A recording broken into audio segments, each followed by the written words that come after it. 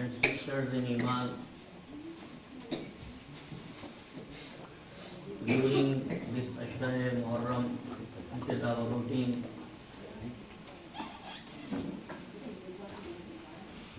we discuss in present an important basic point of Shiite Islam in English before our speech in Urdu. Whatever has been stated earlier,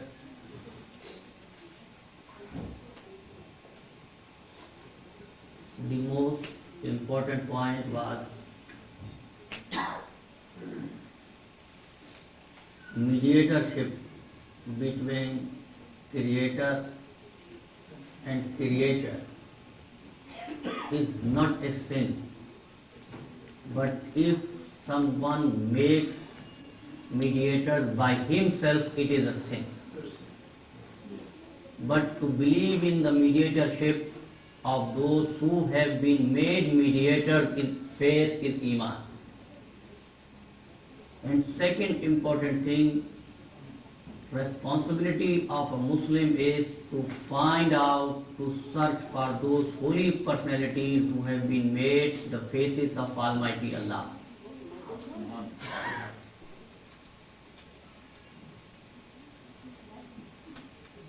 And as the basics to all points in this, that Islam appeals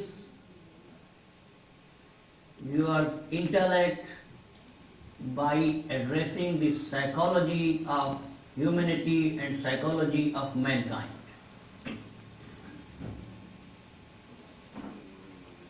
Today, we don't know and we forgot what is the best and what is the worst in the eyes of Almighty Allah. If I ask Muslim scholars who is the best person, who is the best one, they answer the best one is the one who offers prayers, who fasts 30 days a year, who performs pilgrimage to holy house of Almighty Allah in the holy city of Makkah. But if I ask Quran Majid, who is the worst? So Quran says, Inna sharra dawab indallahi lakumus summul bukm alladhina la yaqilun.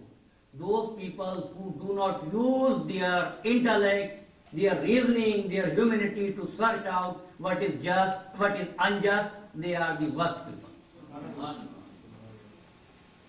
So in order to find out the truth and falsehood, the simplest procedure is to ask yourself. Because Maulai Kainat, Hazrat Ali ibn Abi Talib,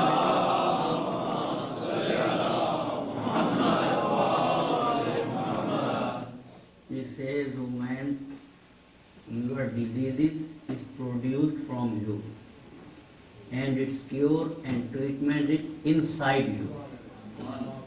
You are not just a drop, or you are not just like a germ, but you are yourself a universe." So Allah subhanahu wa ta'ala shows His symbols, His ayat, sanurim ayatina fil afaqi wa fi anfusihim. He shows His symbols in this world and also in yourself, in mankind. So brothers and sisters, if you have a question, you can find out where is truth and where is falsehood. You take a question and ask the question to one person. He answers you something. The same question you please ask the other one. And if he answers you different, and ask the third one, and his answer is different from the rest two, from the first two, would you say that all those three persons are right? All could be wrong, but all could not be right. So if you have to find out where is truth, where is falsehood, the simple measurement, the simplest procedure is this. You take the same question and ask the different people.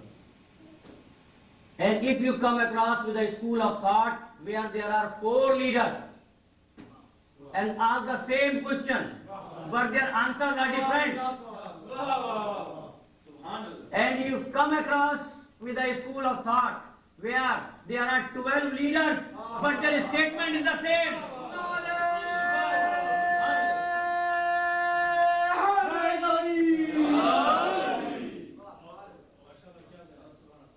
You could find out where is truth and where is falsehood.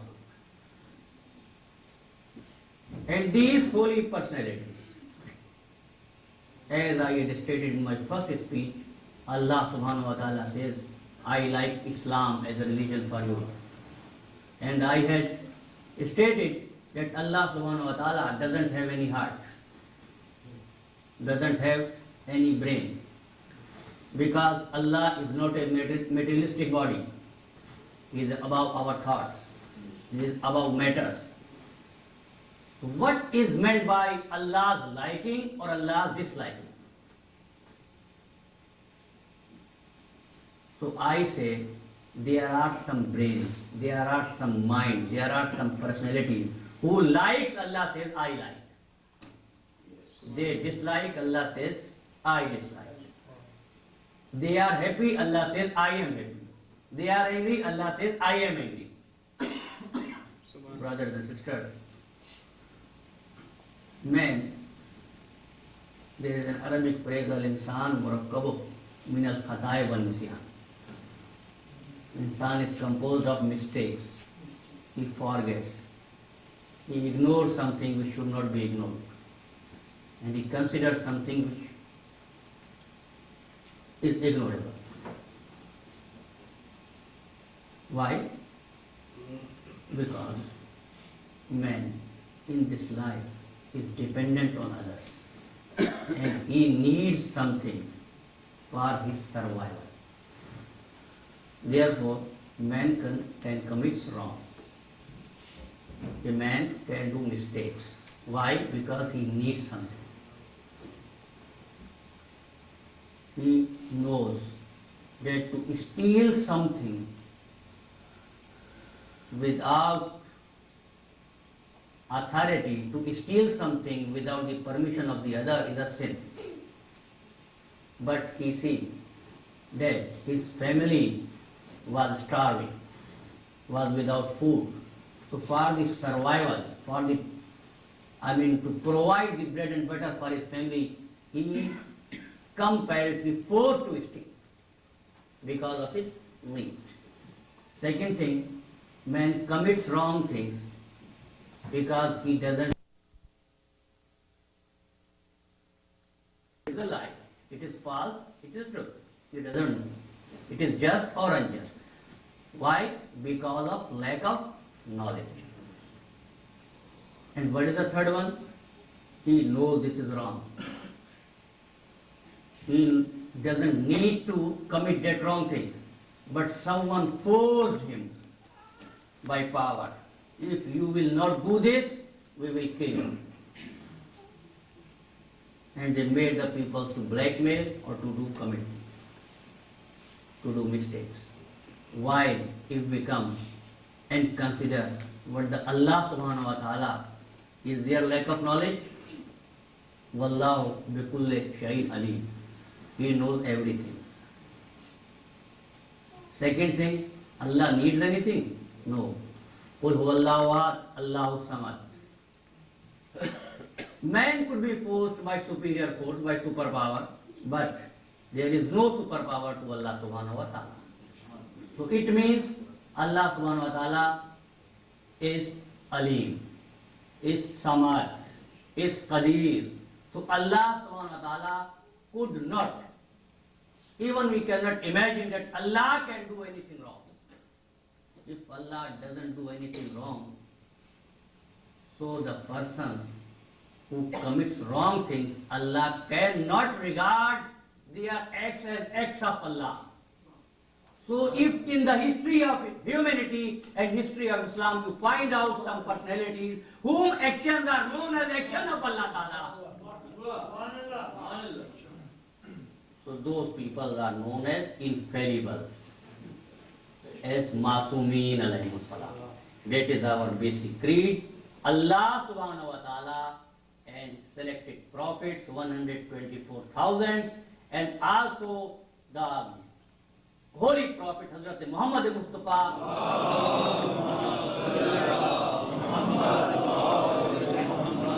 from Prophet to our 12th Imam Muhammad Mahdi alayhi salatu wassalam,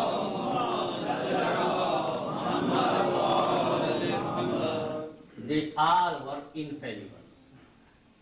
So we have to find out what was liked by Rasul and Ali Rasul, what was disliked by Rasul and his family members. So we should do those things which have been ordered or recommended by Muhammad wa Ali Muhammad. And we should to keep away from those things which Muhammad and his family members asked us to keep away from those. That is the Islam, and that is the Shiite theology, which is the theology, which is the message, which is the education, which is the recommendation recommended by these infallible personalities, Muhammad wa Ali Muhammad.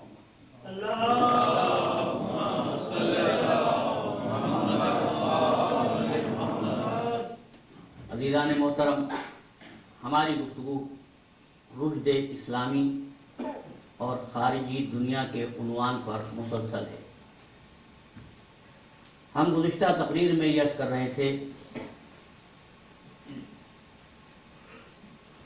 कि रुश्द इस्लामी के हवाले से इस्लामी हुकूमत का नज़रिया और है और दुनिया के दूसरे निज़ामों का नज़रिया और है। दुनिया के दूसरे नज़रियात में हुकूमत की तश्कील पहले होती है, हुकूमत का क़याम पहले होता है और मुआशरे की तश्कील बाद में होती है। लेकिन इस्लाम उस आइडियोलॉजी की बात करता है जिसमें मुआशरे की तश्कील पहले होती है, हुकूमत का क़याम बाद में होता है। यही वजह थी कि सरकार दो आलम ने रिसालत के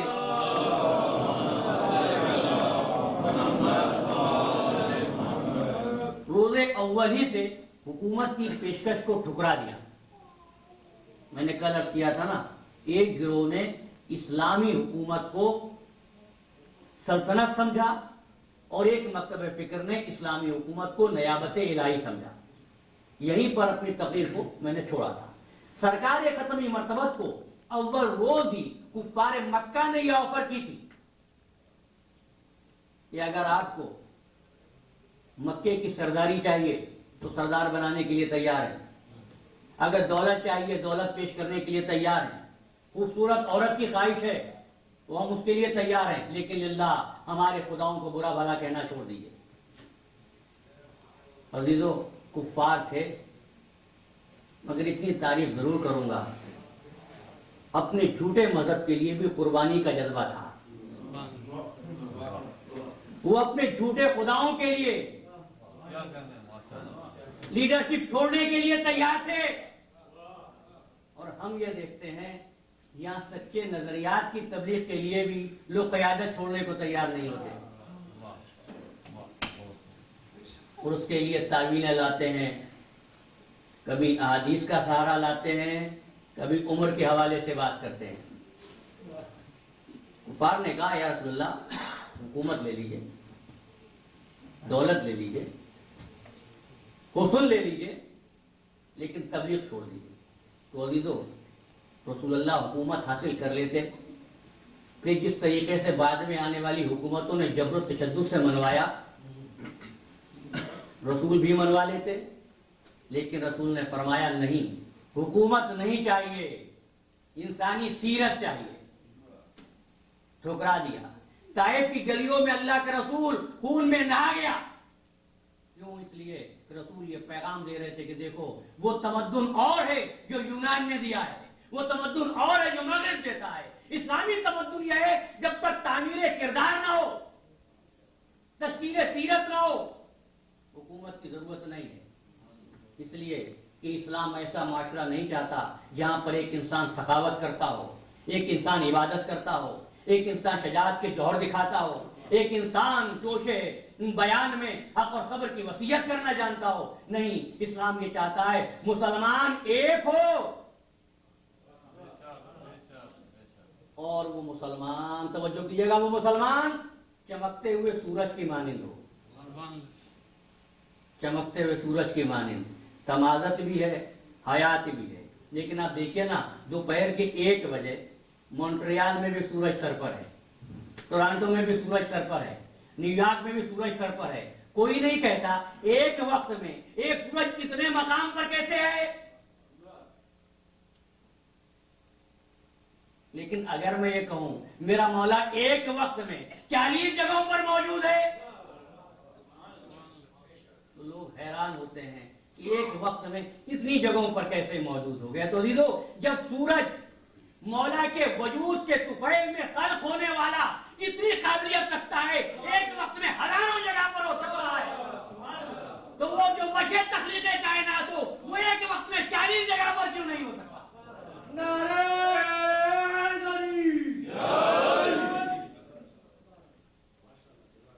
اسلام معاشرے کی تشکیل چاہتا ہے. کیسا معاشرہ؟ میں نے گفتگو کو یہی چھوڑا تھا. محمد الرسول اللہ والذین معہ، سورہ فتح ہے 29ویں آیت. حضور کی رسالت کا اعلان ہوا، ارشاد ہوا والذین معہ، اور وہ لوگ جو ان کے ساتھ ہیں. اشداء علی الکفار، وہ کافروں پر سخت ہے. رحماء بینہم، آپس میں مہربان ہیں. تراہم رکعا وسجدا یبتغون فضلا من اللہ ورضوانا، تم ان کو دیکھو گے رکوع و سجود میں اللہ کا فضل اور اللہ کی مرضی تلاش کرتے ہیں، حاصل کرتے ہیں.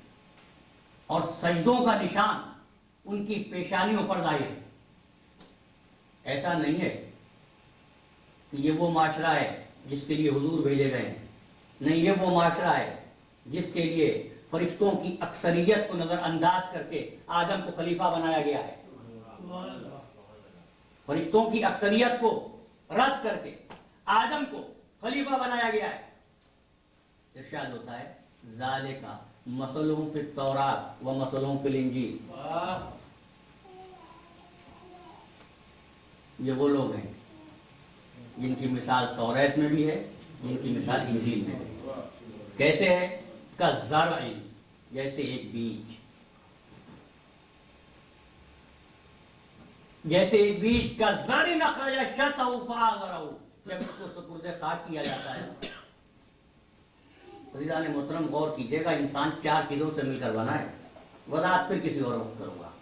آگ سے نظریہ ہے بھائی، چیک نے بھی کہا ہے زندگی کیا ہے؟ عناصر میں ظہور ترتیب. موت کیا ہے؟ انہی اجزاء کا پریشان ہونا. آگ، ہوا، مٹی اور پانی. لیکن کبھی کسی نے نہیں کہا کہ میں آبی مخلوق ہوں. میں ایک سوال چھوڑ رہا ہوں آپ کے ذہنوں میں، ابھی نتیجہ مرتب کروں گا. کسی نے نہیں کہا کہ میں آبی مخلوق ہوں. کسی نے نہیں کہا کہ میں ناری مخلوق ہوں. کسی نے نہیں کہا کہ میں ہوائی مخلوق ہوں. جب کہا میں خاکی بندہ ہوں، میں خاکی مخلوق ہوں. آخر خاک میں صفت کیا ہے؟ چند دانوں کو لے لو، ہوا میں ڈال دو، اڑ جائیں گے. آگ میں ڈال دو، جل جائیں گے. پانی میں ڈال دیجئے، بہہ جائیں گے. مٹی کے سپرد کر دیجئے، مٹی ایک دانے کے 100 دانے آپ کو دیں گے. یہ مٹی کی خصوصیت ہے، یہ تراب کی خصوصیت ہے. تو آپ نے جیسے اس بیج کو بویا، کیا ہوا؟ اخرج شطأہ، اس میں سے شگاف ہوا اور جڑ نکلی. فاستغلظ فاستوى على سوقه، پھر کیا ہوا؟ پھر جڑ کے بعد تنا نکلنا شروع ہوا. دیکھتے ہی دیکھتے فاستغلظ فاستوى على سوقه، پھر اس ٹہنے کو، اس تنے کو اتنی طاقت ملی کہ وہ ہرے ہرے پتوں سے لہلہا اٹھا. جب لہلہا اٹھا تو کیا ہوا؟ لیعجب بہ ذرا، ایسا ہرا بھرا درخت تیار ہوا کہ بونے والے خود حیران ہو گئے کہ کیا قدرت ہے. اور کیوں؟ لیغیظ بہم الکفار، اس لیے کفار اس کو دیکھ کر جلنے لگے. تو یاد رکھیے گا، اسلام کا ہرا بھرا درخت دیکھ کر کفار ہی جلتے ہیں. وعد اللہ الذین آمنوا وعملوا الصالحات منهم مغفرۃ واجرا عظیما. تو جب رسول اللہ نے کوئی ابو قبیس سے پہلا اعلان کیا، کون سا اعلان؟ روزانہ عرض کرتا ہوں، قولوا لا الہ الا اللہ، تو اصل میں وہ شجرہ طیبہ کا بیج تھا. وہ شجرہ طیبہ کا بیج تھا. تو عزیزان محترم، پودے میں کتنی چیزیں ہوتی ہیں؟ جڑ، تنا اور پتے. جڑ زمین سے خوراک لیتی ہے اور تنے کے ذریعے یہ خوراک پتوں تک پہنچتی ہے. ڈائریکٹ پتوں تک پہنچتی ہے نہیں، شاخوں میں سے ہو کر جاتی ہے. تو ہر درخت کی جڑ بھی ہوتی ہے، تنا بھی ہوتا ہے، شاخیں بھی ہوتی ہیں، پتے بھی ہوتے ہیں. اگر کوئی پتا شاخ سے الگ ہو جائے اور جڑ پہ آ کے گر جائے کہ ڈائریکٹ جڑ سے لوں گا، تو کیا پتا باقی رہ سکے گا؟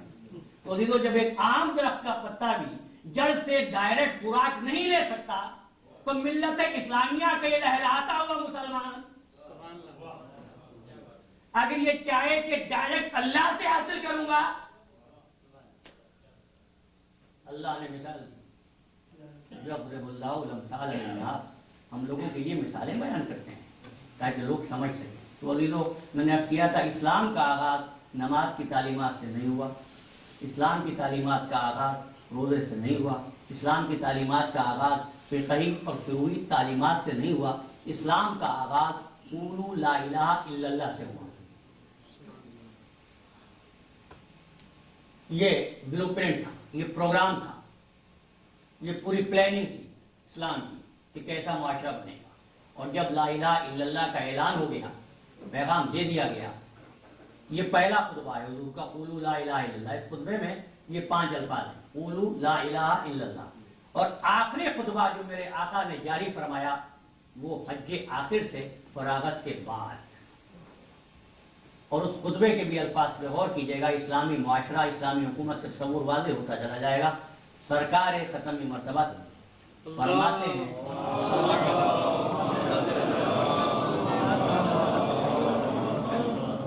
کہ دیکھو اے میرا کلمہ پڑھنے والوں، توحید پرست مسلمانوں، نبوت پر ایمان رکھنے والوں، سنو. جس طرح یہ خانہ کعبہ محترم ہے، جس طرح خانہ کعبہ محترم ہے، جس طرح اللہ کی کتاب محترم ہے، جس طرح حج کے ایام محترم ہے، جس طرح دین اسلام محترم ہے، سنو اسی طرح خارجی دنیا سے اسلام کا رابطہ ہو رہا ہے. اور بانی اسلام اپنی پالیسی کا اعلان کر رہا ہے، خارجہ پالیسی کا. سنو، جس طرح قرآن مجید محترم، جس طرح مسجد محترم، جس طرح بیت اللہ محترم، جس طرح حجر اسود محترم، اسی طرح ایک انسان کے لیے دوسرے انسان کی جان و مال محترم. غور کیجیے گا، حضور یہ نہیں فرماتے ایک مسلمان کے لیے دوسرے مسلمان کی جان و مال محترم. بھائی میرے الفاظ پہ غور رہے. حضور فرماتے ہیں ایک انسان کے لیے دوسرے انسان کی جان و مال محترم. جس طرح خانہ کعبہ محترم. یا رسول اللہ، مسلمان کا احترام کرے لیکن مسلمان غیر مسلم کا احترام کیوں کرے؟ ویسے تو ہماری تاریخ میں مسلمان نے مسلمان کے ساتھ جو کچھ کیا ہے وہ سب پر روز روشن کی طرح آیا ہے. میکیاویلی، نیپولین، ہٹلر تو خامخواہ بدنام ہو گئے.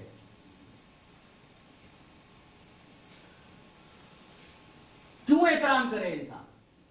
ایک انسان دوسرے انسان کا کیوں احترام کرے؟ سورہ مجادلہ 58واں سورہ اور اس کی 7ویں آیت، الم ترا ان اللہ یعلم ما فی السماوات و ما فی الارض ما یکون من نجوى ثلاثۃ الا هو رابعهم ولا خمسۃ الا هو سادسهم ولا ادنى من ذلك ولا اکثر الا هو اينما كانوا ثم ينبئهم بما عملوا يوم القیامہ. سنو، جب بھی تم میں سے کہیں پر دو جمع ہوتے ہیں، میں نے کل عرض کیا تھا نا، اگر کوئی سفر میں کسی کے ساتھ چلا گیا تو کہتا ہے فضیلت ہے. اب پرانی آیت سنیے، ارشاد ہو رہا ہے کہ تم میں سے جہاں کہیں بھی دو جمع ہوتے ہیں تو تیسرا خدا ہوتا ہے، اور جہاں کہیں تین جمع ہوتے ہیں تو چوتھا خدا ہوتا ہے. جب 5 جمع ہوتے ہو تو چھٹا خدا ہوتا ہے. اس سے زیادہ ہو یا اس سے کم ہو لیکن خدا وہاں ضرور ہوتا ہے. اور دوسری بات بھی کہہ رہا ہوں، قرآن مجیدی کے حوالے سے ارشاد ہوتا ہے جب کفار مل کر اسلام کے خلاف منصوبے بندی کرتے ہیں تو اللہ وہاں پر ان کے ساتھ بھی ہوتا ہے. اللہ تو کفار کے ساتھ بھی ہوتا ہے. یہ ایک آیت آ گئی اللہ ہمارے ساتھ ہے، تو آپ کہتے ہیں اس سے خلافت ثابت ہو گئی. پتہ نہیں پھر کس کس کی خلافت ثابت ہو جائے گی. تو ارشاد ہوتا ہے ما یکون من نجوى ثلاثۃ الا هو رابعهم ولا خمسۃ الا هو سادسهم. دیکھو ہر دوسرے انسان کے ساتھ تمہارا رشتہ یہ ہے، رویہ اسلامی رشتہ یہ ہے کہ تم 2 بیٹھے تیسرا خدا، 3 جمع ہوئے چوتھا خدا، 5 بیٹھے چھٹی ذات واری کیے. اللہ کے رشتے کو جو انسان اور انسان کے درمیان میں نہ بھولنا. مجھے بتائیے، میگنا کارٹا نے بہت دیر میں یہ بات کی تھی کہ انسان کا انسان پر حق ہے، لیکن میرے آقا نے سن 10 ہجری میں مکہ معظمہ میں اعلان کیا تھا. میرا یہ موضوع نہیں ہے، میں صرف اپنے موضوع پر رہنا چاہتا ہوں. تو حضور فرماتے ہیں ایک انسان کا دوسرے انسان پر حق ہے. حق اس لیے ہے کہ اس کا اور دوسرے انسان کا اس کا عقیدہ و ایمان کچھ بھی ہو، پیدا کرنے والا ایک ہے. اور یہی وہ بات ہے جو مولا کائنات علی ابن ابی طالب علیہ السلام نے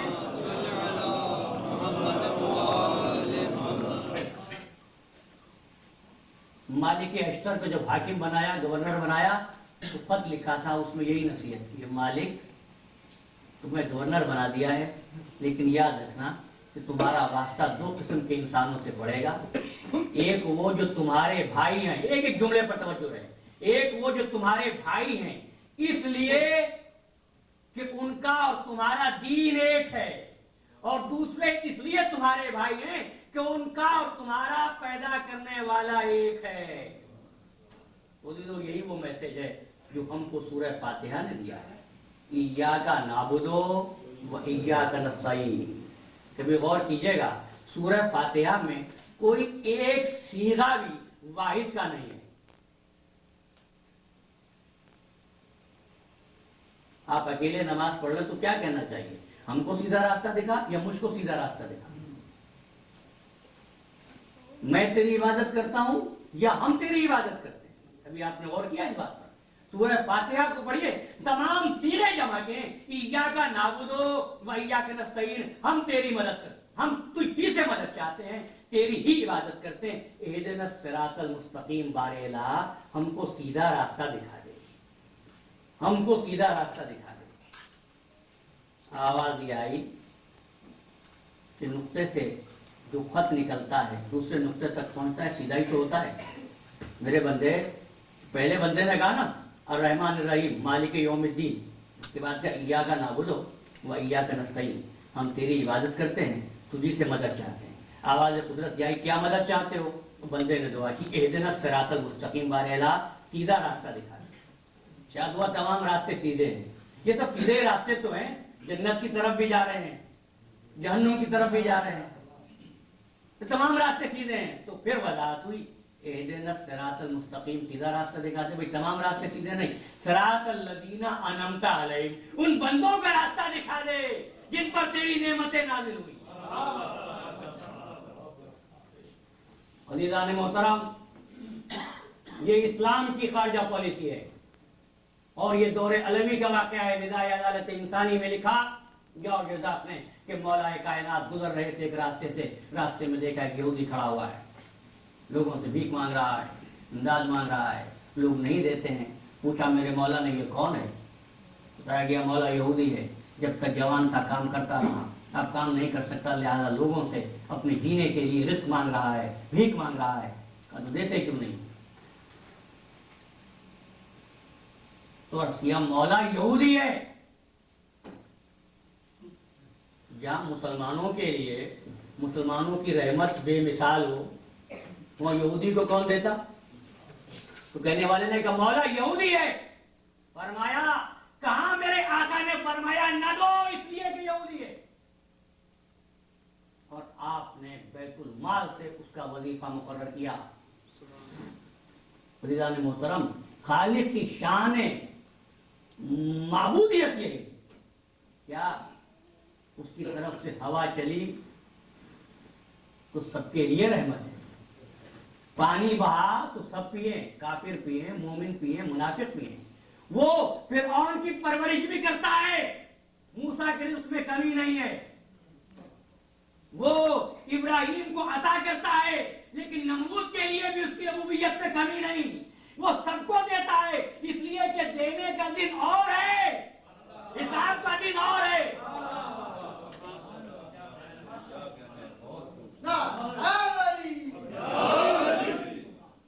دینے کا دن اور ہے، حساب کا دن اور ہے. یہ نہ سوچا کہ یہ کوئی انسان عبادت نہیں کرتا، اللہ تعالیٰ اس کو رزق کیسے دے رہا ہے. یہی تو مسئلہ تھا. ڈاکٹر اقبال کہتے تھے رحمتیں تیری اغیار کے کاشانوں پر برف گرتی ہے تو بیچارے مسلمانوں پر گرمی کی شدت آتی ہے. تو میرے ملک میں اگر لوگ پانی کے سبب سے بلکتے ہیں تو مسلمانوں کے ملک میں، یورپ میں نہیں ہوتا. پانی بھی بہت، موسم بھی بہت اچھا، سبزہ بھی بہت اچھا. جا کے پوچھا مفتی دین سے کیا بات ہے، پلٹ کے جواب بھی دیا یہ تمہارے اعمال کی سزا ہے. عزیزو سزا کا دن دنیا میں نہیں ہے. اور میں یہ پوچھتا ہوں اگر اعمالوں کی سزا مسلم ممالک میں ہے تو کیا سوئٹزرلینڈ میں سب ایمان والے رہتے ہیں؟ اللہ نے گرمی اور سردی کی شدت سے تمہارے ذہن کی سوئی قوت کو جگانا چاہا. دیکھیں تو کون ہے جو عقل کو کام میں لاتا ہے، یا یہ عقل محض چالاکی کے دائرے میں رہتی ہے؟ تو آپ نے دیکھا گرمی ہوئی، کلمہ پڑھنے والے ایک طرف رہ گئے، نماز نہ پڑھنے والوں نے ایئر کنڈیشنر بنا لیا. میری پہلی تقریر اگر آپ کے دلوں میں ہے تو آپ کو یاد ہوگا میں نے یہ کہا تھا ایاک نعبد و ایاک نستعین کہنے والی قوم دستے سوال دراز کرتی ہے. وجہ یہ ہے کہ ہم نے رشد اسلامی کو سمجھنے کی کوشش کی نہیں. اب ایک طرف اسلام کی خارجہ پالیسی یہ، سرکار دو عالم کا ارشاد یہ، میرے مولا کائنات کا طریقہ یہ، دوسری طرف آئیے تاریخ یعقوبی سے پڑھ رہا ہوں. میں نے کل اپنے موضوع کی آغاز پہ کچھ باتیں بتائیں، آج دوسری بات عرض کر رہا ہوں. نافع بن جبیر جو تابعین میں سے تھا. تابعین کسے کہتے ہیں؟ دیکھیں ایک صحابی ہوتا ہے جس نے حضور کو دیکھا، تاریخ کے اصطلاح میں اس کو صحابی کہتے ہیں. جس نے نہیں دیکھا لیکن اصحاب سے سیکھا اس کو تابعین کہتے ہیں. تابعین جمع ہے اور تابع واحد. تو جس نے رسول سے سیکھا نا وہ تو سلمان بن گیا. جس نے اصحاب سے سیکھا ان کی بات کر رہا ہوں. نافع بن جبیر کہتے تھے کہ جب کوئی غیر قریش مر جاتا ہے تو میں کہتا ہوں موت تو آنا ہی تھی، اور جب کوئی غیر عرب مر جاتا ہے تو میں کہتا ہوں اللہ کی مرضی جس کو چاہے موت دے. اور جب کوئی میرے قبیلے کا فرد مر جاتا ہے تو میں کہتا ہوں آج میری طاقت کم ہو گئی. اور مورخ نے لکھا کہ خلافت دویم میں یہ اعلان کیا گیا کہ وہ لوگ جنہوں نے غیر عرب خواتین سے شادیاں کی، ان کے بچوں کو وراثت میں اسی وقت حق ملے گا اگر وہ حکومت اسلامی کی حدود کے اندر پیدا ہوئے ہوں. یعنی اگر کسی مسلمان نے ایران میں، افغانستان میں شادی کر لی تو اس کے بچے وراثت سے محروم رہ جاتے تھے. عزیزان محترم، یہ ایک طرف رشد اسلامی اور سرکار دو عالم کی خارجہ پالیسی، اور دوسری طرف دربار خلافت سے جاری ہونے والی پالیسی. تو پھر ملت کیوں نہ گمراہی کی طرف بڑھتی؟ اس لیے کہ وہاں پر عقل فطری کو پیچھے رکھ دیا گیا تھا اور عقل شخصی کو آگے کر لیا گیا تھا. وہاں پر عقل سے بات نہیں ہوتی تھی. میں یہ دو باتیں بہت تاکید کے ساتھ روزانہ کہتا ہوں. عقل فطری اور ہے، عقل شخصی اور ہے. عقل شخصی ہوا ہے جہاں پر ہدف رکھ کر، ٹارگٹ رکھ کر بات کی جاتی ہے، اور عقل فطری ہے کہ جہاں پر نفع اور نقصان سے بالا تر ہو کے بات کی جاتی ہے.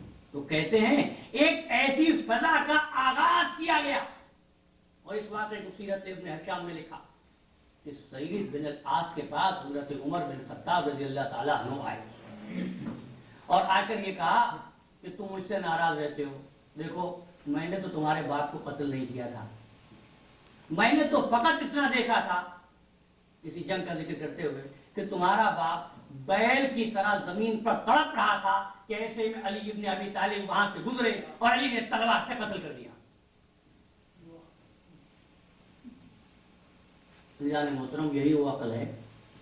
اس کے لیے اقبال نے کہا ہے عقل میوے تماشائے لبے بام گئی. میں اقبال رومی کی بات کرتا ہوں، میں حجت نہیں سمجھتا ہوں. میں صرف یہ چاہتا ہوں کہ وہ لوگ جو انہیں حجت سمجھتے ہیں وہ غور کریں. تو یہ عقل نہیں تھی، یہ چالاکی تھی. وجہ کیا تھی؟ کہ ایک جذبہ جو لوگوں کے دلوں میں موجود تھا. کون سا جذبہ؟ کہ شاید ہی کوئی گھر ایسا ہو جنہوں نے کلمہ پڑھا ہو اور زمانے کفر میں اس کے گھر کا ایک یا دو فرد علی کے ہاتھ سے قتل نہ ہوئے ہو. انہوں نے کہا اس نفرت کے جذبے کو مارنا ہے. ورنہ عزیزان محترم کبھی غور کیجیے گا، اتنے اساتذہ کی موجودگی میں ایک شخص نے کہا رسول اللہ بیمار ہیں اس وقت، ان پر حالت ہذیان ہے، نہ سنو، اور کسی نے احتجاج نہیں کیا. وجہ یہ تھی ایک منظم منصوبے بندی کے تحت ایک ایسا ماحول تیار کیا جا رہا تھا کہ لوگ ہم نوا بن جائیں، اور اس کے لیے اگر تمام دلائل ناکام ہو جائیں تو ایک دلیل کو آگے بڑھا دیں. اور وہ دلیل کون سی ہے؟ وہ بھی بڑی عقل کی دلیل ہے. کہتے ہیں وہ دلیل یہ ہے کہ علی ابن ابی طالب کے بارے میں رسول اللہ نے غدیر خم کے میدان میں کہا من کنت مولا فاز علی مولا. ہمیں یاد تھا خلافت و امامت کتاب کا نام ہے، حسین بخش جاڑا کی تصنیف، اور یہ خلافت و ملوکیت جو مولانا سید ابو الاعلیٰ مودودی کی کتاب ہے اس کے رد میں لکھی گئی ہے. کہ ہمیں یاد تھا کہ رسول اللہ نے ذی العشیرہ کے موقع پر علی کو اپنا وسیع، اپنا جانشین قرار دیا تھا. ہمیں یاد تھا کہ سرکار دو عالم نے خندق کے موقع پر علی کو کل ایمان کہا تھا. ہمیں یاد تھا کہ رسول اللہ نے خیبر کے موقع پر علی کو کرار غیر فرار کہا تھا. ہمیں یاد تھا کہ رسول نے علی کو اپنے سے، اپنی ذات سے وہی نسبت دی تھی جو ہارون کو موسیٰ سے تھی. مگر ہم کو یہ یاد تھا کہ اگر ایسا ہوا تو لوگ علی کو بچہ سمجھ کر، کم سن سمجھ کر علی کی اطاعت نہیں کریں گے. اس لیے ہم نے یہ سوچا کہ ایک بزرگ کو آگے لایا جائے. عزیزان محترم، جہاں پہنچ کے عقل مسلم کا خاتمہ ہوتا ہے وہاں سے رشد اسلامی کا آغاز ہوتا ہے. قرآن نے آواز دی انبیاء کی نبوت کے بارے میں. کل یہ بات وقت کی کمی کی وجہ سے عرض نہیں کر سکا تھا، آج مکمل کر دوں گا. یا یحییٰ خذ الکتاب بقوۃ وآتیناہ الحکم صبیّا. یا کتاب کو ہاتھ میں پکڑ لو، کتاب کو لے لو، اور ہم نے اس کو اس وقت سے حکمت عطا کی جبکہ وہ بچہ تھا. یا بچے تھے. عیسیٰ نے جب گہوارے میں نبوت کا اعلان کیا، عیسیٰ کون تھے؟ کیفا نکلم من کان فی المہد صبیا، عیسیٰ بھی بچے تھے.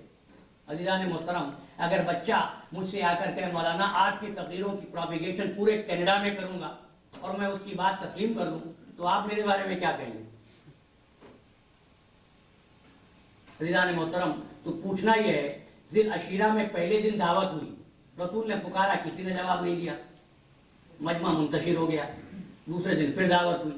اس کا مطلب یہ جب تک رسول کو جواب نہیں ملے گا دعوت ہوتی رہے گی. جب تیسرے دن دعوت ہوئی، ایک لڑکے نے کھڑے ہو کر کہا، انا ناصر یا رسول اللہ، میں مدد کروں گا رسول آپ کی. پھر کیا چوتھے دن دعوت ہوئی؟ یا رسول اللہ بچے کی بات پر اعتبار کر لیا، بچے کی بات کا کیا بھروسہ؟ تو کہیں گے تم دیکھ رہے ہو یہ بچہ ہے.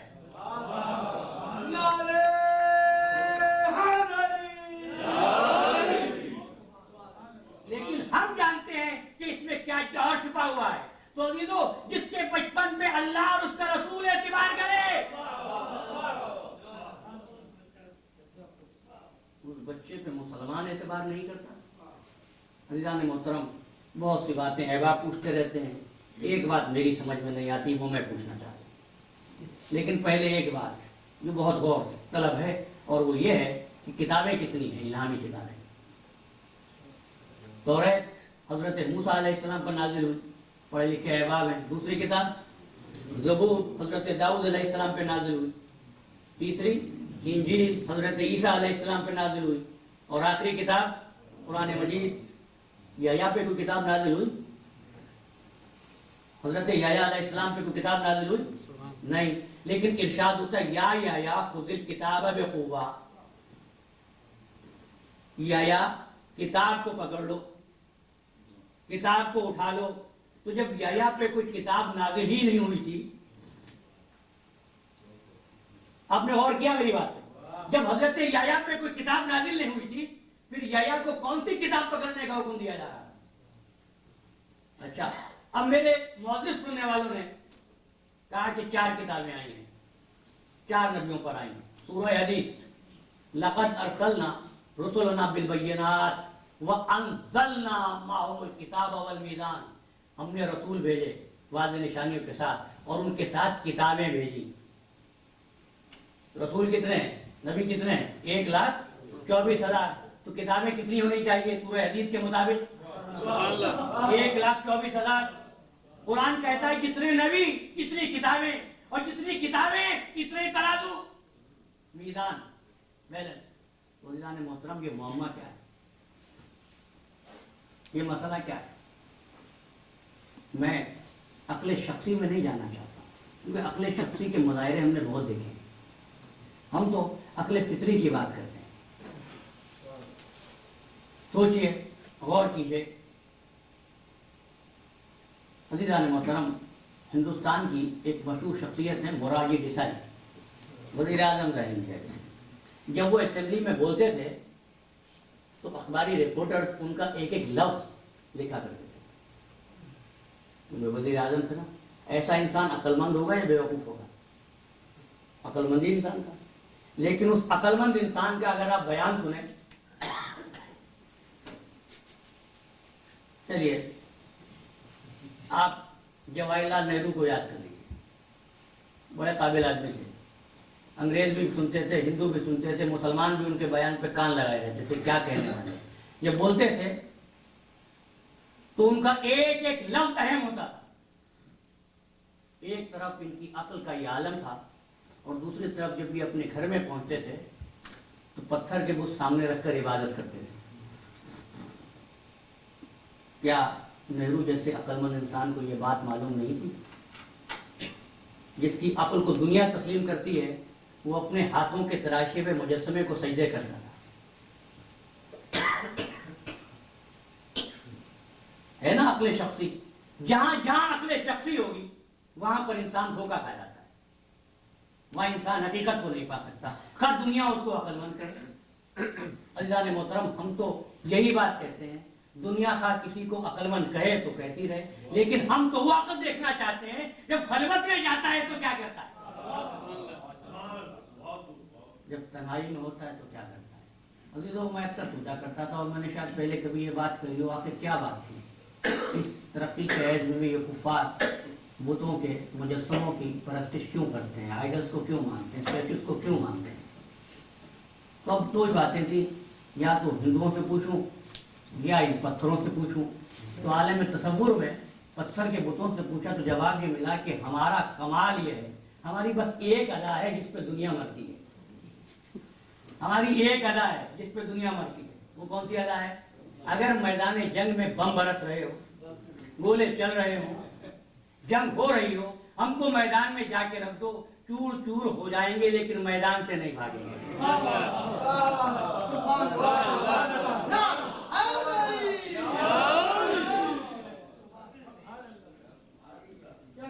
हम मैदान से नहीं भागते हैं।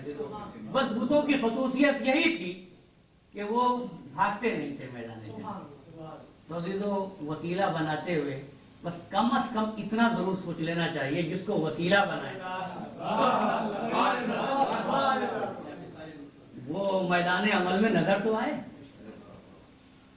और एक बात पहले कभी कही थी, फिर कह देता हूँ, ताकि बाद वक्त ऐसा होता है कोई बात मैं कहता हूँ और मैं ये समझता हूँ कि आहिस्ता आहिस्ता उसकी वजाहतें आएंगी, लेकिन बाद औकात इश्तिबाहात रह जाते हैं, कल्पियाँ रह जाते हैं, तो फिर मेरे अहबाब मुझे टेलीफोन करते हैं, ये बात रहेगी, ये बात क्यों नहीं कही। इससे तो ये सवाल पैदा हो गया। इसलिए एक बात और कहता हूँ कि बुतों को सजदे करने की एक और वजह ये थी कि बुत ना रोकते थे ना टोकते थे। रसूल तो कभी कभी कह दिया करते थे ना, हट जाओ मेरे पास से। ये बुत नहीं बोलते, ये बुत ना रोकते थे ना टोकते थे, ना किसी चीज का हुक्म देते थे, ना किसी चीज से मना करते थे। तो ये बुतों की खुसूसियत थी। इंसानी फितरत ये है, उसको ऐसी चीजें पसंद होती हैं जो ना रोके ना टोके, ना हुक्म दें ना मना करें। और मेरे आकाए दो जहां की बस यही कोशिश थी और यही मिशन था कि इनकी इस आदत को बदलवा के रहूंगा। इसलिए जब अल्लाह के रसूल जाने लगा तो जाते हुए ऐलान किया, इन्नी तारिकुन फीकुम मुस्तक़लिन, किताब अल्लाह है वह इतरती आला बेटी, एक किताब छोड़ रहा हूं, एक अहले बैत छोड़ रहा हूं। तो ये किताब खामोश, अहले बैत रोकते भी हैं, रोकते भी हैं।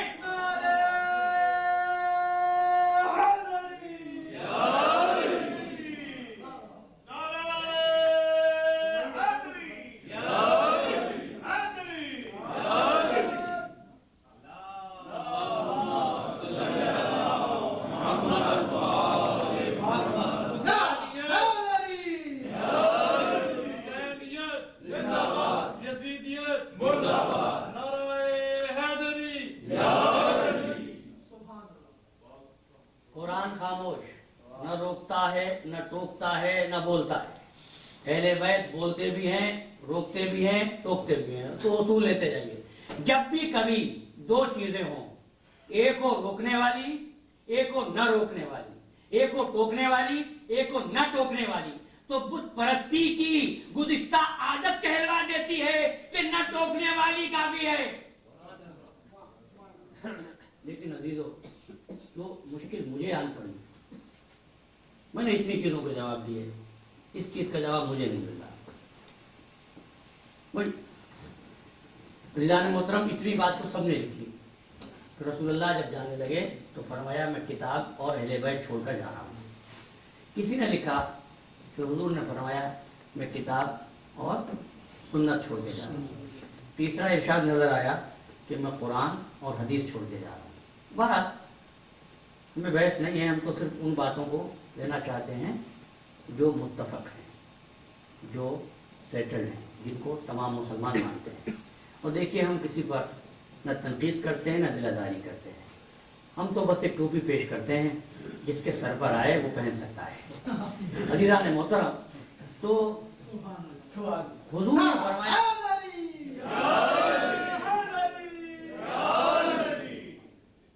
इन्हें तारिकुन फीकुम मुस्तक़लिन, नहीं छोड़े, नहीं छोड़े, हदीस नहीं छोड़े, लेकिन कम से कम इतनी बात पर सब मुत्तफिक हैं। 73 फिरके, क्या कि रसूल ने कुरान छोड़ा, रसूल ने किताब छोड़ी, ابھی میں نے کتاب کے بارے میں ایک سوال آپ سے کیا، آپ کے ذہنوں پہ کچھ بار تو ہوگا کہ کتابیں 4 ہیں یا 1,24,000۔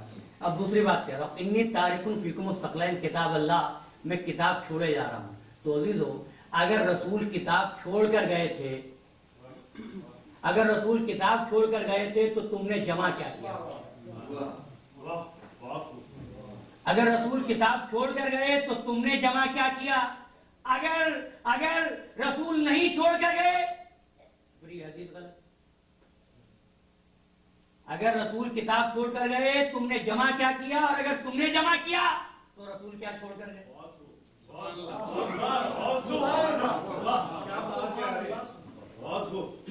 حضور فرماتے ہیں میں کتاب چھوڑے جا رہا ہوں، تاریخ کہتی ہے ہم نے قرآن جمع کیا۔ جو کتاب اگر رسول چھوڑ کر گئے تھے تو تم نے کیا جمع کیا؟ اگر آپ نے جمع کیا تھا تو پھر رسول کیا چھوڑ کر گئے تھے؟ عزیزان گرامی مرتبہ، یاد رکھیے گا کتاب کا مطلب یہ نہیں ہوتا 2 دفتیوں میں کیا چیز موجود ہے، 2 گتوں میں کیا چیز موجود ہے۔ کتاب کا مطلب ہوتا ہے اس کے اندر کون سی حقیقت چھپی ہوئی ہے۔ اور دوسری حیرت یہ ہوتی ہے، مسلمانوں کا رسول تمام انبیاء سے افضل، مگر حضرت عیسیٰ علیہ السلام جب آئے تو انہوں نے گہوارے ہی میں کہا میں کتاب لے کر آیا ہوں۔ رسول کی کتاب امت حضور کے انتقال کے 25 سال بعد تک جمع کرتی رہی۔ بھئی یا تو عیسیٰ افضل یا سرکار دو عالم۔ عزیزان محترم، یہ اشتباہ ہے کیا چیز؟ یہ کیسے پیدا ہوا ہے؟ یاد رکھیے گا قرآن سورت مقر سے ہے، قرآن سورت مقر سے ہے۔ وقت نہیں ہے، وضاحت نہیں کر سکوں گا انشاءاللہ پھر کبھی۔ قرآن سورت مقر سے ہے، قراءت سے نکلا ہے جو پڑھا جائے، اور کتاب یہ سورت مقر نہیں ہے، یہ وجود حقیقی سے تعلق رکھتی ہے۔ سبحان اللہ۔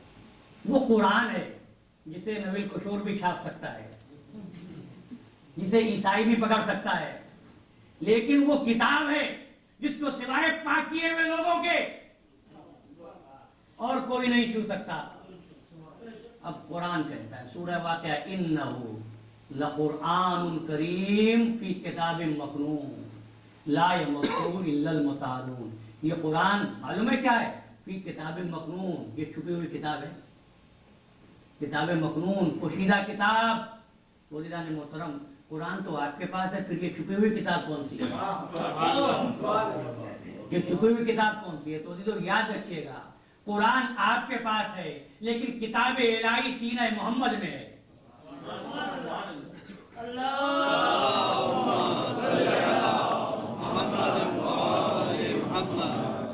جس میں قرآن آپ کے پاس ہے لیکن حقیقت قرآن سینہ محمد والے محمد پہ ہے۔ آپ قرآن کو ہاتھ لگا لیں، چھو لیں، اٹھا لیں، جمع کر لیں، چھاپ لیں، لیکن وہ کتاب حقیقی لا یمسہ الا المطہرون، سوائے پاک لوگوں کے اور کوئی چھو نہیں سکتا۔ بارے الہی، یہ پاک لوگ کون سے ہیں؟ یہ پاک لوگ کون سے؟ پورے قرآن ہی نے آواز دی، سورہ احزاب، انما یرید اللہ لیذھب عنکم الرجس اہل البیت۔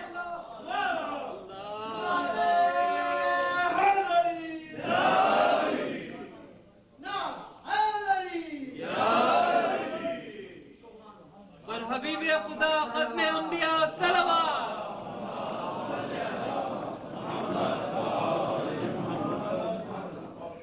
انما یرید اللہ لیذھب عنکم الرجس اہل البیت ویطہرکم تطہیرا۔ اللہم صل علی محمد وآل محمد۔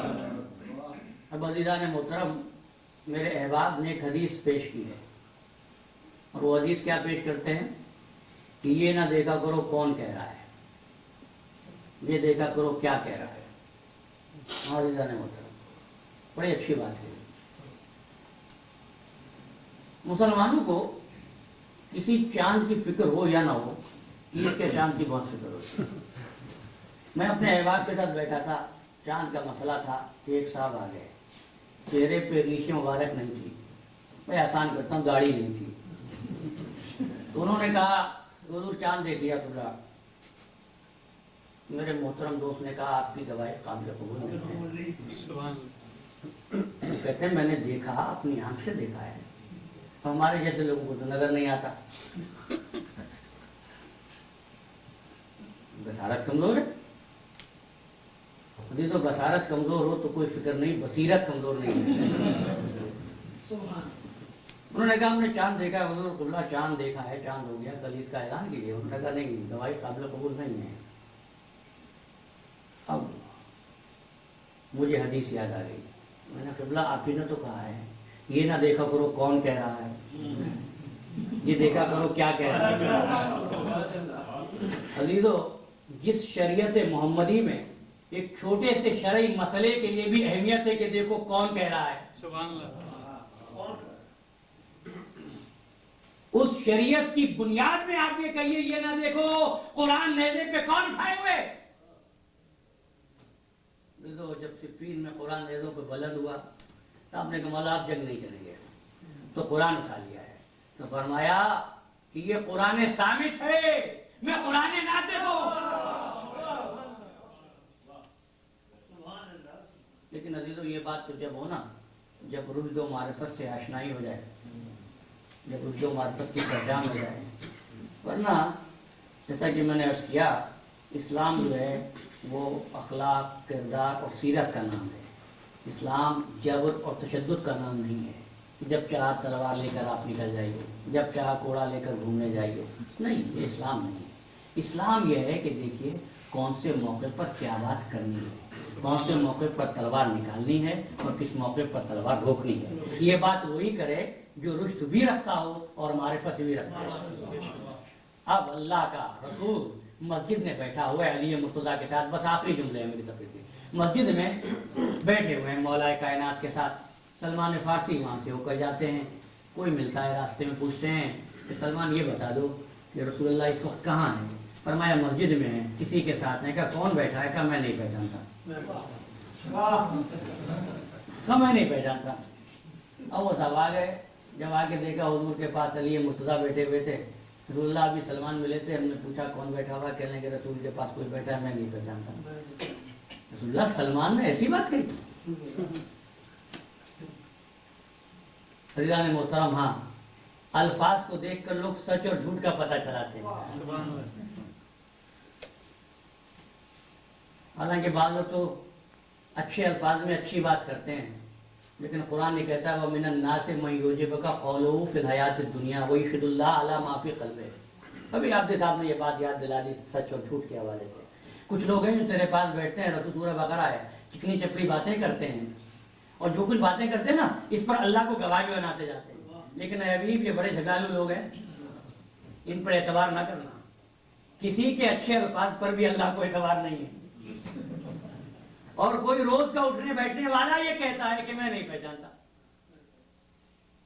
اللہ نے فرمایا کہ واقعی سلمان نے کہا کہ ہاں یا رسول اللہ سلمان نے ایسے ہی کہا. اچھا، سلمان نے فارسی تشریف لائے.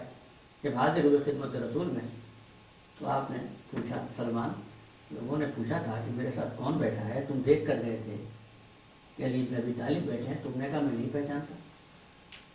کیا یہی کہا تھا؟ کہا ہاں یا رسول اللہ. عزیزو اب دیکھ لیجئے کسی کا تصور رسول کتنا بلند ہے اور سلمان کا تصور ایمان کتنا بلند ہے. اب کل کا سارا مکالمہ یاد ہوگا نا تقریر کا، آپ کو میں نہیں دہرانا چاہتا ہوں. وہ کہتے تھے رسول محبت میں اتنا آگے بڑھ جاتے تھے کہ حق اور باطل کی تمیز ان کو نہیں ہو پاتی. میں نے جو بات کہی ہے یہ کہنے والے کے لیے کہی ہے، متعجب نہ ہو. ان کو خود پتہ نہیں چلتا تھا حق کیا ہے اور باطل کیا ہے. تو جب آپ نے پوچھا سلمان تم نے ایسا کیوں کہا، تو عرض کرتے ہیں یا رسول اللہ میں نے آپ سے سنا ہے کہ اللہ کو کسی نے نہیں پہچانا سوائے میرے اور علی کے، اور مجھ کو کسی نے نہیں پہچانا سوائے اللہ کے اور علی کے، اور علی کو کسی نے نہیں پہچانا سوائے اللہ اور میرے.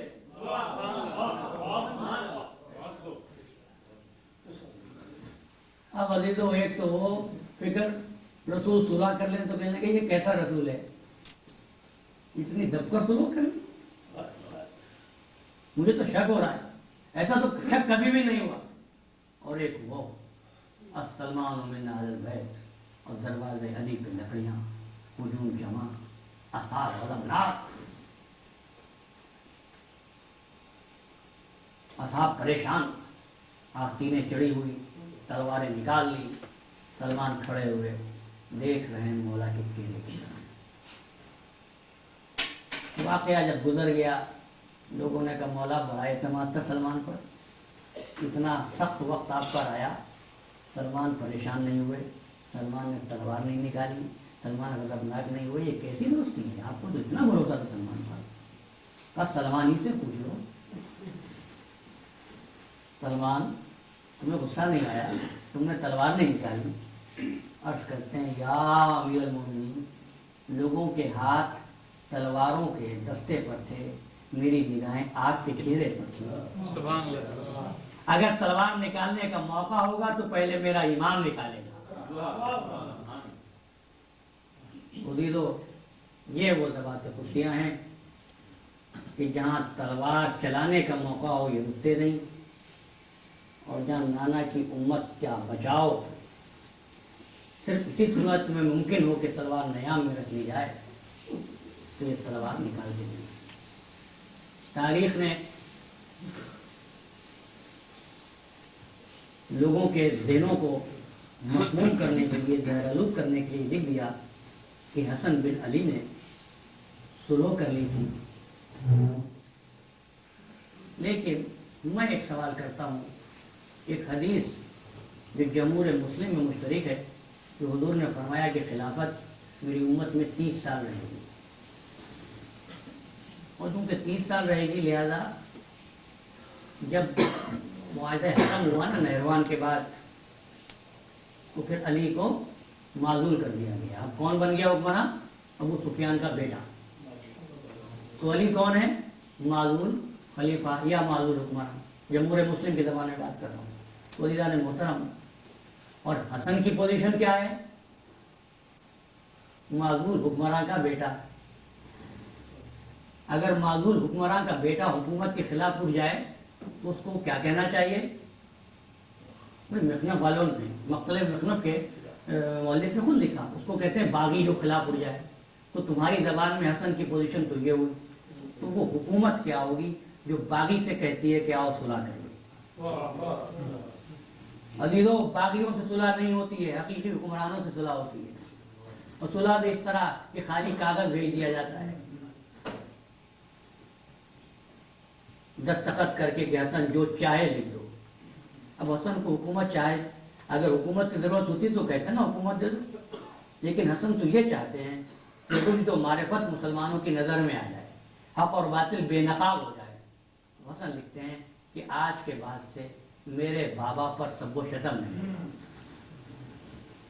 اب تاریخ اسلامی کہتی ہے سلو کی ہے، حسن نے کہا سب و شتم نہیں ہوگا، اور امیر شام نے منظور کر لیا۔ منظور کر لیا، منظور ہو گئی بات کہ اب سب و شتم نہیں ہوگا، اب گالیاں نہیں ہوگی۔ اگر آج آ کر کوئی یہ کہتا نا کہ ممبروں سے علی پر تبرہ ہوتا تھا تو کوئی مسلمان تسلیم نہ کرتا، لیکن حسن کی امامت اور امامت کے حوالے سے سورہ حسن پر مسلمان اس سورہ نامے کو فخر سے پیش کرتا ہے۔ تو پڑھو سورہ نامہ اور جملے کی گہرائی کو سمجھو۔ فرمایا آج کے بعد سے سب و شتم نہیں ہوگا، اس کا مطلب ہے آج تک گالیاں ہوتی تھی۔ اور حضور نے فرمایا من سب علیاً فقط سبنی ومن سبنی فقط کفر، جس نے علی کو گالی دی اس نے مجھ کو گالی دی، اور جس نے مجھ کو گالی دی وہ دار اسلام سے خارج ہے۔ تو عزیزو، یہ حسن نے سلو نہیں کی تھی، لعنت کا توق تھا جو امیر شام کے گلے میں ڈالا تھا۔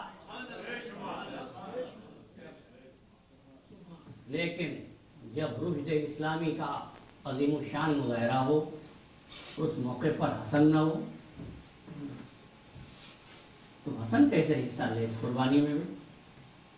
تو حسن جب دنیا سے رخصت ہونے لگے تو اپنے بیٹے کو قریب بلا کر، قریب منگا کر قاسم کے بازو پر ایک تعویذ باندھ دیا اور وصیت کر دی ام فروا کو، بیٹا بڑا ہو تو اس کو بتا دینا، اور تم بھی یاد رکھنا جب خاندان رسول کسی مصیبت میں گھر جائے تو اس تعویذ کو کھول دینا، ہاں بتاؤ آج قاسم کا تذکرہ اور اپنے بچوں سے کہہ رہا ہوں بڑے غور سے سنو. کربلا کے یہ شہید تھا جس کی عمر زیادہ سے زیادہ 12 برس تھی اور اس نزاکت سے پرورش ہوئی تھی کہ ماں نوالے بنا بنا کر کھلایا کرتی تھی. حسین کو اپنے بھتیجے سے بہت پیار تھا. عاشور کی رات تھی. حسین مصلی عبادت پر بیٹھے ہوئے تھے. عبد و معبود میں راز و نیاز ہو رہا تھا. حسین دنیا و مافیا سے بے خبر تھے. ایسا معلوم ہوا کہ کوئی آ کر مصلی کے قریب بیٹھ گیا ہے. حسین نے آنکھیں کھولی. کون ہے؟ پتا چلا قاسم. قاسم بیٹا تم اس وقت رات میں کیسے آ گئے؟ قاسم جاؤ ماں کے پاس جا کے سو جاؤ. لیکن قاسم بیٹھے. قاسم کو اپنے قریب کیا, گود میں بٹھایا, پیشانی پر بوسہ لیا, کلیجے سے لگایا. قاسم بیٹا کیا بات ہے؟ تمہیں نیند نہیں آ رہی؟ چلو بیٹا سو جاؤ. قاسم کہنے لگے چچا جان میری اماں سے ابھی باتیں ہو رہی ہیں. اماں نے کہا قاسم بیٹا میں سیدانی نہیں ہوں لیکن تو نے میرا دودھ پیا ہے, کہیں ایسا نہ ہو تیری قربانی قبول نہ ہو. اگر تیری قربانی قبول نہ ہوئی تو سب لوگ یہی کہیں گے کہ میرے دودھ میں کوئی خرابی تھی. تو چچا جان میں نے یہ سوچا کہ میں آپ سے آ کر پوچھ لوں کہ کل شہیدوں کے ناموں میں میرا نام بھی ہے یا نہیں. حسین نے بچے کے سر پہ ہاتھ دیا. کہتے کچھ نہیں ہے. ہاں بچے کے سینے کو سونگا اور پھر رونے لگے. مجھے ایسا لگتا ہے مولا نے دل میں کہا ہوگا بھائی حسن میں جنگل میں اکیلا ہو گیا.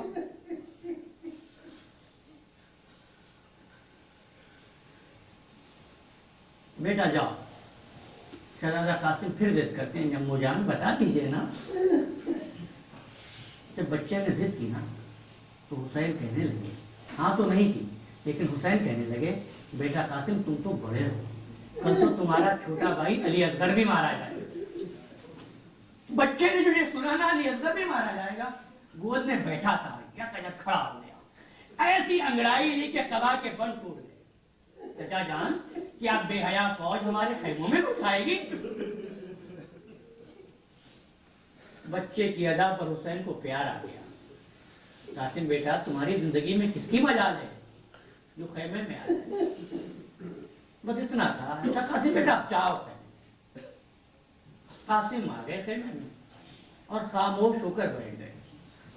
ایسا معلوم ہوتا تھا قاسم کسی گہری سوچ میں مستغرق ہے. ماں نے پوچھا قاسم بیٹا خیر تو ہے, کیا بات ہے؟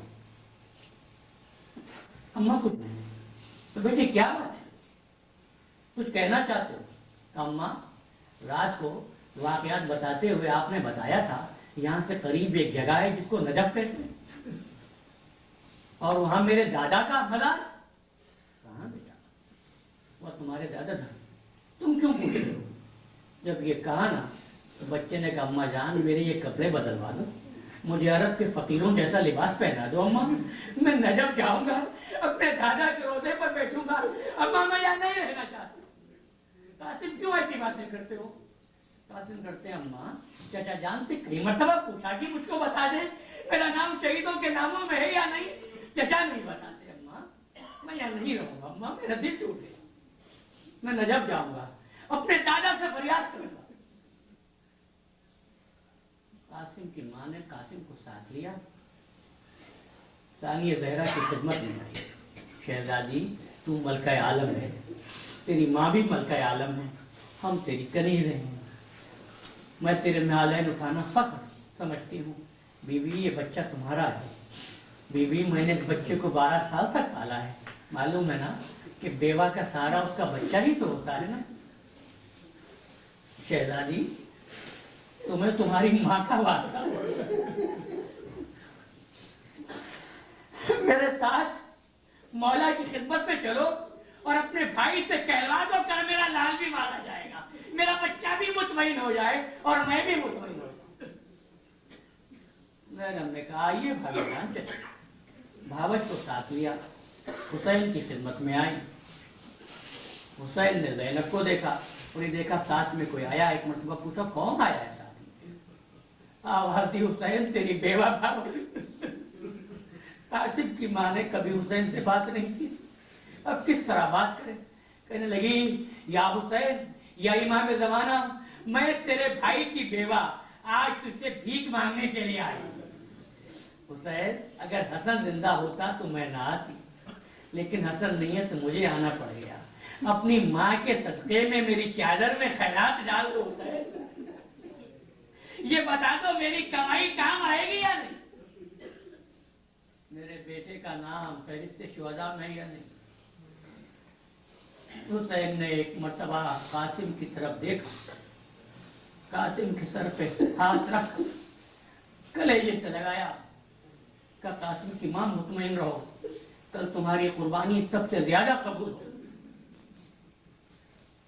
कासिम और कासिम की वालिदा खेमे में आ गए और खेमे में आकर सबसे पहला काम मालूम है क्या किया? उम्मे परवा ने 2 रकत नमाज पढ़ के अल्लाह का शुक्र अदा किया। 12 लाख तेरा लाख लाख शुक्र है, मेरा बेटा कर रहा है, खुदा में काम आएगा। आशूर का दिन आया, बाजार शहादत गर्म हुआ, लोग जाते रहे, शहीद होते रहे। दोपहर के वक्त देखा कासिम नजर आए। उम्मे फरवा ने कहा कासिम तुम अभी तक नहीं गए?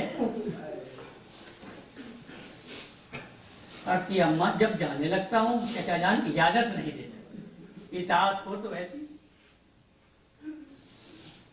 अब कासिम बैठ गए, तलवार लेकर बैठे हुए सोच रहे हैं। माँ देख रही है, माँ बेटा मुस्तगरक है, बार बार शहजादी को भी रहमत नहीं देना चाहते कि उम्मे परवा फिर जाए। यह कयक कोई बात कासिम को याद आई, अम्मा ये ताबीज खोलो, आज के दिन से कौन सा ज्यादा मुसीबत का दिन हो। ताबीज खोला, लिखा हुआ था भाई हुसैन करबला में मैं नहीं हूँ। जब मेरा बेटा इजाजत मांगने के लिए आए तो हुसैन न रोकना। ताबीज को लिया, कासिम चचा जान की खिदमत में आए। चचा जान ये देखो ये बाबा की तहरीर है। हसन की तहरीर देखी, तहरीर को देखकर हुसैन रोते रोते परेशान बस इत्तेफाक हुआ। पूछने लगे कैफा इंतकल मौत क्या हुआ गया? कासिम के नजदीक मौत कैसी है? चचाजान अल मौत व इंदी अहद मिन अल असर, मौत तो मेरे नजदीक शहद से ज्यादा मीठी। अच्छा कासिम जाओ, लेकिन ठहरो, जब भैया की ज़ियारत को दिल चाहता था तुमको देख लेता। उम्मे फरवा हसन का अमामा ले आओ। उम्मे फरवा ने अर्ज किया था इसी रोज के लिए मैंने हसन का अमामा संभाल कर रखा था। हसन की छवि बना दिया कासिम। इसके बाद कासिम को रुखसत किया। 12 बरस का बच्चे मैदान जंग की तरफ जाने लगा। रज़ाओ कासिम में नौशा जाने लगे। ऐसा लिबास पहना दिया फिर हुसैन ने जो कफन की मानिंद था, गरेबान चाक कर दिया। और तारीख के अल्फाज हैं, साहिबाने औलाद का मजमा है। हुसैन ने कासिम को गोद में लेकर घोड़े पर सवार किया। अब्बास ने आवाज दी कासिम बेटा लगामों को जोर से थामे रहना। अब्बास भी इशारा देने के लिए मौजूद है, मैदान की तरफ चले। इस बच्चे के पैर घोड़े के रकाबों तक नहीं पहुंचते। मैदान में पहुंच गए।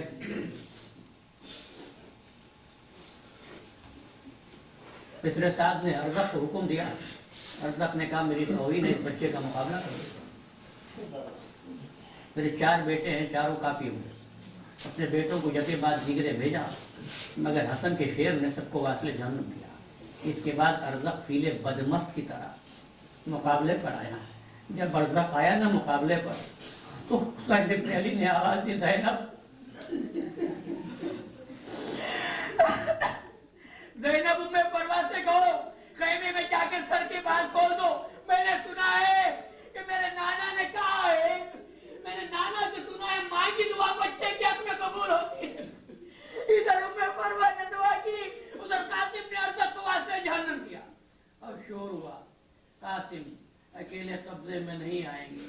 مل کر حملہ کرو.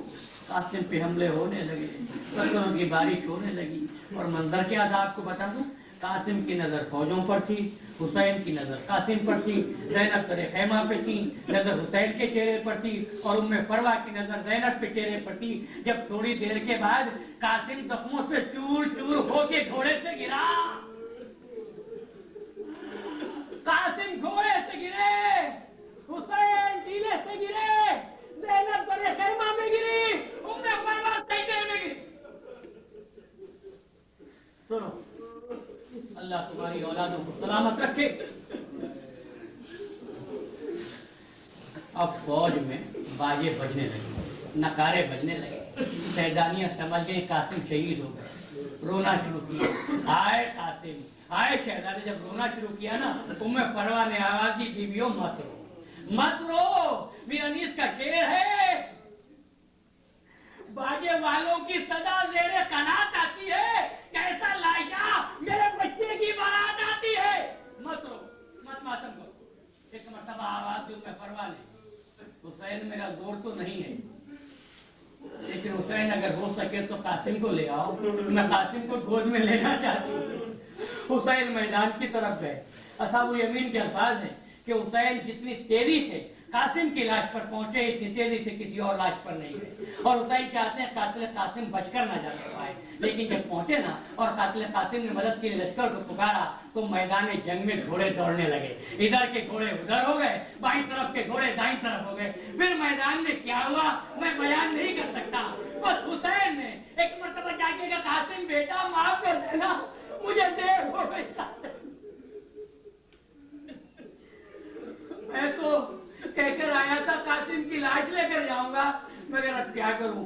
تو حسین نے اب آبشائی زمین پر لاش کے ٹکڑوں کو جمع کیا, خیمے کی طرف چلے, خیمے میں پہنچے. اب حسین جب گئے تھے نا, ایسا معلوم ہو رہا تھا گٹری میں کچھ لا رہے ہیں.